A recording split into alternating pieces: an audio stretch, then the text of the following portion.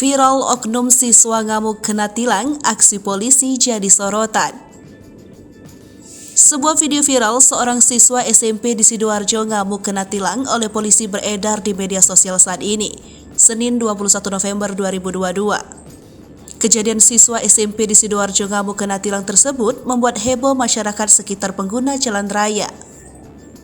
Sikapnya tersebut membuat sejumlah netizen yang melihat merasa kesal. Oknum siswa yang terlihat mengamuk itu juga mengutarakan kata-kata kasar kepada pihak kepolisian. Namun, netizen justru tertuju pada sosok polisi yang berusaha sabar memberitahu oknum siswa untuk tetap tenang. Polisi tersebut berusaha tidak melakukan kontak fisik dan hanya menasihatinya saja. Netizen yang kesal dan geram melihat video siswa SMP di Sidoarjo ngamuk kena tilang mengomentari cara mendidik anak sejak dini.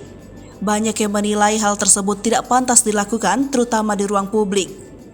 Oknum siswa SMP Sidoarjo ngamuk kena tilang juga tidak mengakui kesalahannya karena tidak memakai helm dan tidak membawa STNK.